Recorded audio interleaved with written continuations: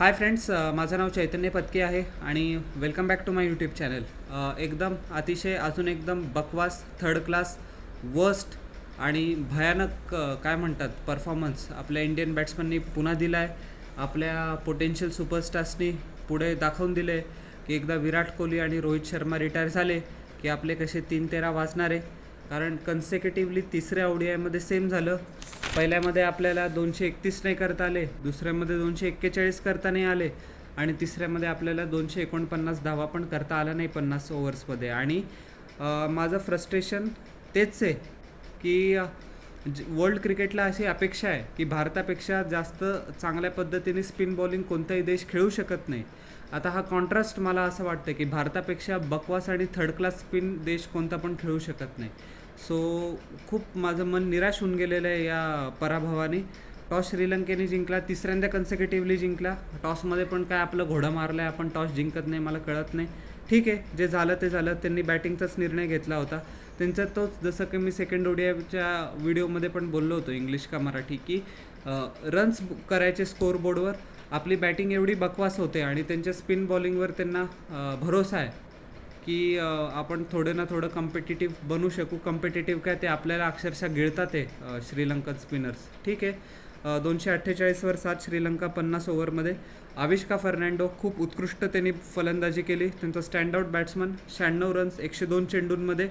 खूप दुर्दैवी की त्याला 100 नाही करता आलं. रियान परागला जो तो शॉट खेळला, स्वीप शॉट, तो खेळायची ॲक्च्युली काही गरज नव्हती.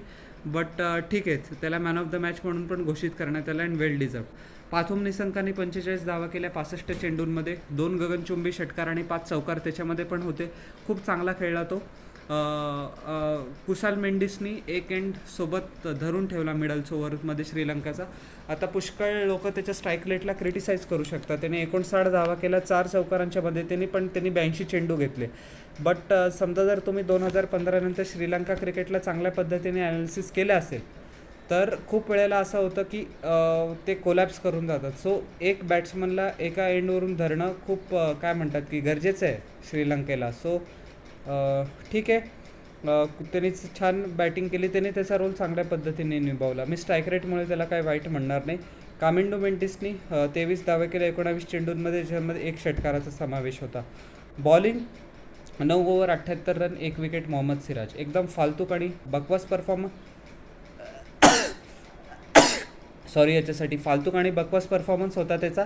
आणि ज्या वेळेला मला असं वाटतं स्पेशली ODIsमध्ये ज्या वेळेला जसप्रीत बुमराह सिराजसोबत नसतो, आणि एक सेकंड महत्त्वाचा फॅक्टर म्हणजे ज्या वेळेला स्विंग आणि सीम मुवमेंट नसते त्यावेळेस सिराज कम्प्लिटली इनइफेक्टिव्ह होऊन जातो. त्याला समजा जर व्हाईट बॉल क्रिकेटमध्ये टिकायचं आहे तर असं करून त्याला बिलकुल चालणार नाही. त्याला त्याचे वेगळे स्किल्स डेव्हलप करावे लागतील. कारण 78 रन 1 विकेट 9, आता पुष्कळ सिराज एक्सपिरियन्स पण झाले. याचा अर्थ असं नाही की तो रुकी, पण नाही आहे चांगला परफॉर्मन्स.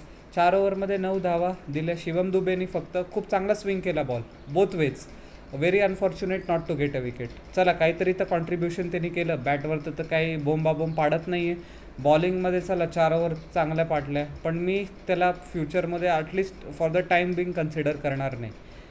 सिलेक्टर्स काय विचार करत आहे मला कळत नाही आहे. अक्षर पटेलनी 10 ओव्हर 1 मेडल 41 रन 1 विकेट. चांगला परफॉर्मन्स केलं. टिपिकल बापू परफॉर्मन्स होता. वॉशिंग्टन सुंदरने पण तेच केलं. दोघं पण सिमिलर आहे.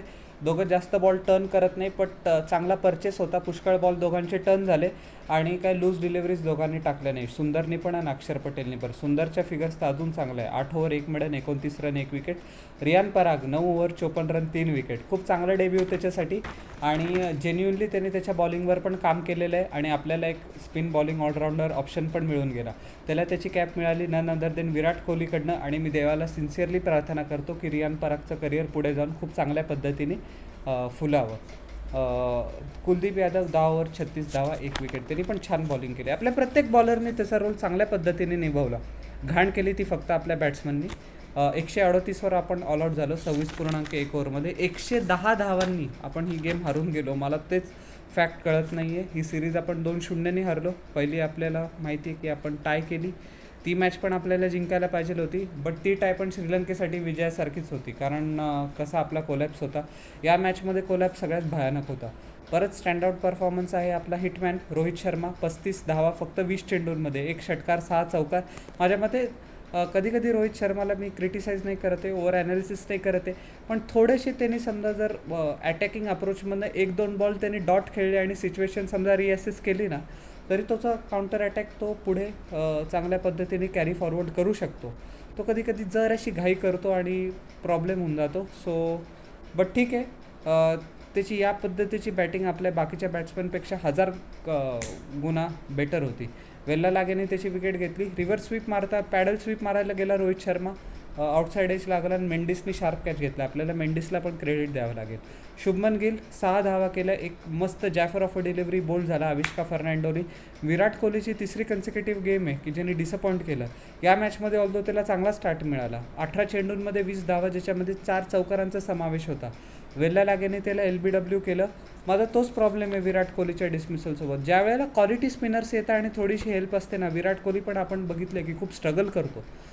खूप लोक हा फॅक्ट म्हणायला ओपनली ॲक्सेप्ट करत नाही, but it is what it is. आता कन्सिक्युटिव्हली 3 मॅच तुम्ही बघतातच आहे. काय झालं, काय तो करू नाही शकला खास. रिषभ पंत एकदम फालतूक आणि बकवास शॉट खेळून आऊट झाला. थिकक्षणाने त्याची विकेट घेतली.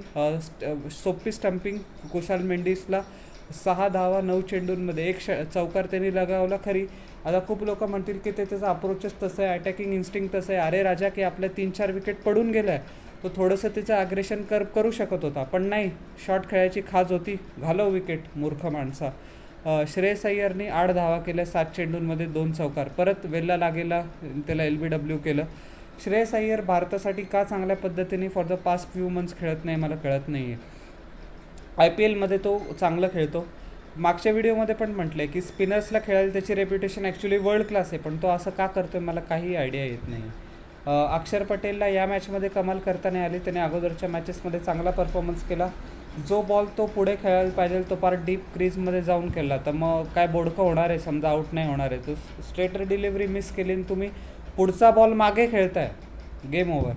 अक्षर पटेल 2 धावा 7 चेंडूंमध्ये. वेल्ला लागेने विकेट घेतली. वेल्ला लागे प्लेअर ऑफ द सिरीज पण होता त्याच्या मॅग्निफिजंट परफॉर्मन्ससाठी, not only with the bat but with the ball also. 5.1 over 27 धावा 5 विकेट्स. वँडरसीने 5 ओव्हरमध्ये 34 धावा देऊन 2 विकेट्स घेतल्या. त्यांनी पण छान बॉलिंग केली. चरित असालंकासारखा काय म्हणतात त्याला की ऑलराऊंडर 3 ओव्हरमध्ये 1 मेडन टाकतोय, 2 रन देतोय आणि विकेट नाही घेते. याच्यापेक्षा खाली इंडियन क्रिकेट अजून कोणत्या स्तराला जाईल मला कळत नाही आहे. Avishka Fernando 5 over 29 run 1 wicket.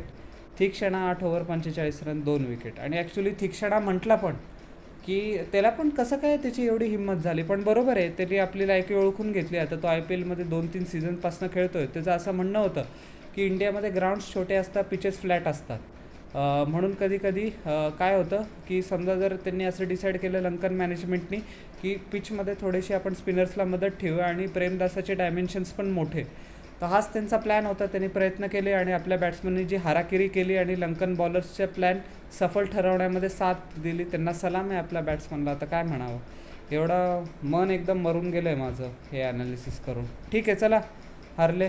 27 वर्षानंतर असं पहिल्यांदा झालं की आपण श्रीलंकेकडनं बायलॅटरल ODI सिरीज हरलो आहे. माझा जन्म जानेवारी 99चा आहे, म्हणजे माझ्या जन्माच्या अगोदर आपण श्रीलंकेमध्ये हरलो होतो. 3 मॅचेसची सिरीज होती, आपण 3-0 हरलो होतो. त्याच्यानंतर असं पहिल्यांदा होतं की आपण बायलॅटरल सिरीजमध्ये whether in Sri Lanka whether in India लंकेकडनं हरलो आहे. So very bad performance. आणि ठीक आहे, जे आहे ते आहे.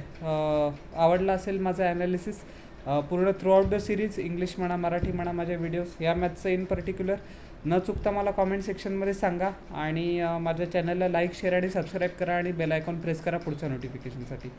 भेटूया नेक्स्ट व्हिडिओमध्ये. Till then everybody, bye.